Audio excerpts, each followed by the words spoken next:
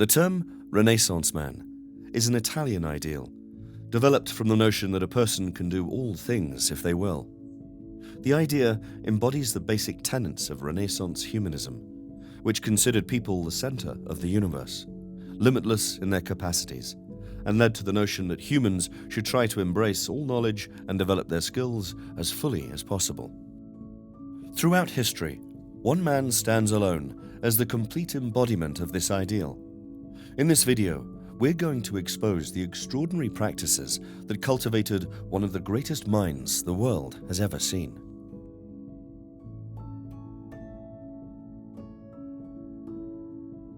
Leonardo da Vinci was a well-renowned artist, inventor, scientist, musician, architect, and visionary, whose genius still inspires us today. Born in the Tuscan town of Vinci in 1452, Leonardo's curiosity and creativity were evident from an early age.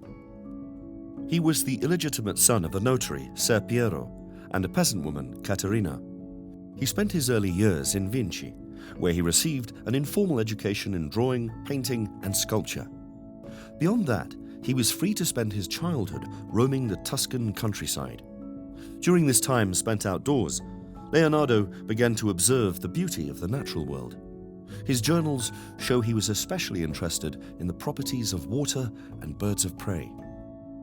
When he was 15, Leonardo's father recognized his artistic talent and apprenticed him to Andrea del Verrocchio, a leading artist and craftsman of the time. In Verrocchio's workshop, he learned the techniques of painting, sculpture, metalwork, and other crafts. Leonardo quickly became master in these fields and began to develop his own unique style.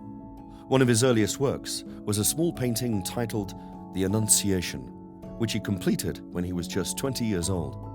This painting, which shows the angel Gabriel announcing to Mary that she will bear the Son of God, is a masterpiece of perspective and composition.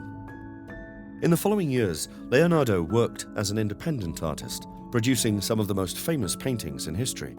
These included the Mona Lisa, which he painted between 1503 and 1506, and The Last Supper, which he painted from 1495 to 1498.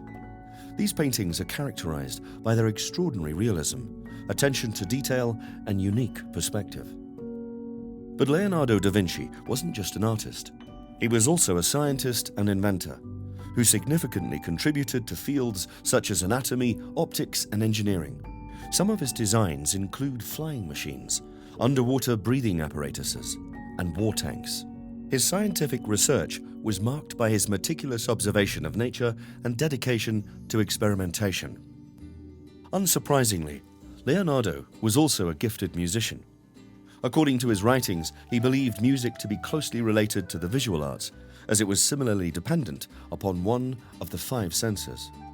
According to Giorgio Vasari, a contemporary of da Vinci, Leonardo sang divinely without any preparation. He also played the lyre and the flute, often performing at gatherings of the nobility and the houses of his patrons. On top of being an accomplished musician, Leonardo also wrote original music compositions and invented his own keyboard instrument, the viola organista. One may wonder, how can a person accomplish so much in one lifetime? Well, the answer may lie in da Vinci's bizarre daily routine. Firstly, he slept for only 2 hours each day. Instead of one long sleep period, Leonardo took 20-minute naps roughly every 4 hours, known as the Uberman cycle. This means that da Vinci never really ended a day. Most of us consider a day as an awake period between long sleep. Each sleep resets us, but Leonardo never reset himself. Instead, he simply took a nap every 4 hours. As you can imagine, functioning long-term on 2 hours of sleep is not recommended for the average person. So how did da Vinci do it? Experts believe Leonardo likely had a mutation in the gene DEC2, which allows some people to function with less sleep. Recommended or not, the Uberman sleep cycle does have one significant benefit. Following this schedule could unlock an extra 20 years of being awake over the course of a lifetime.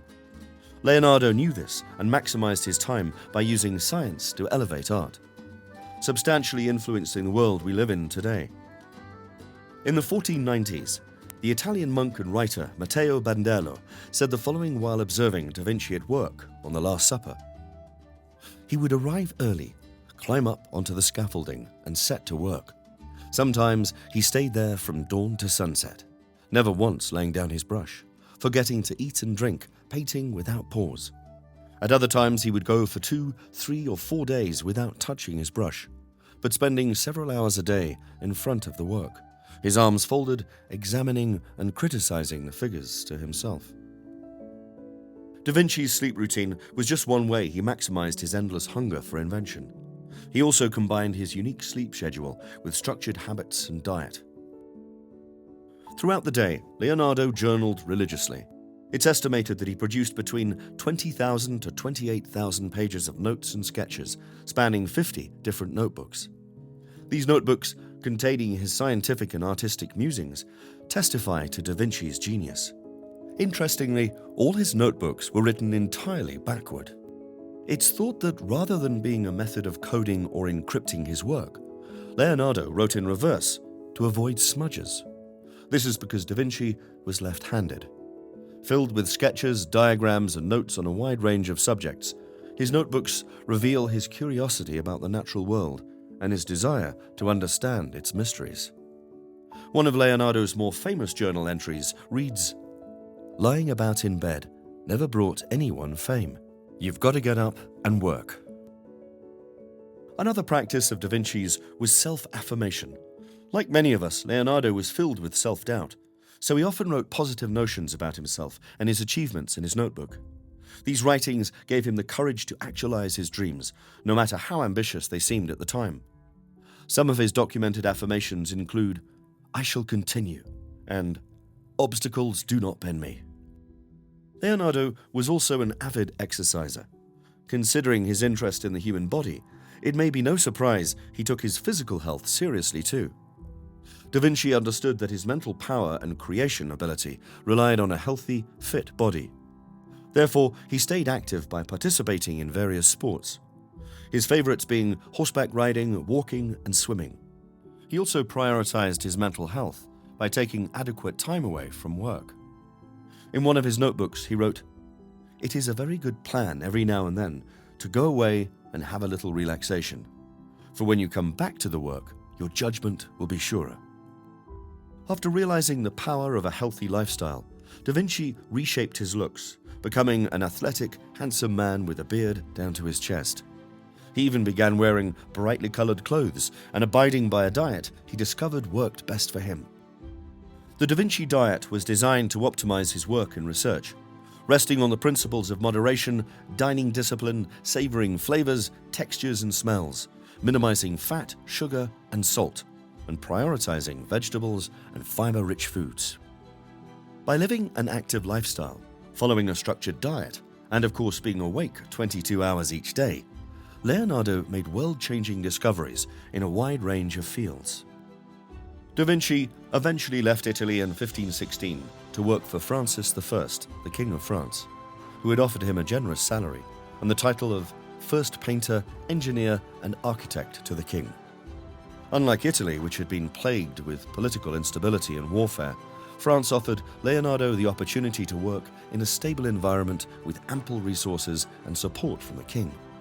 In addition, King Francis I was a great admirer of Leonardo's work and saw him as a valuable asset to his court. Da Vinci spent the last 3 years of his life in France, where he continued to work on various projects, including designing fortifications, creating elaborate pageants and festivals for the king, and painting portraits.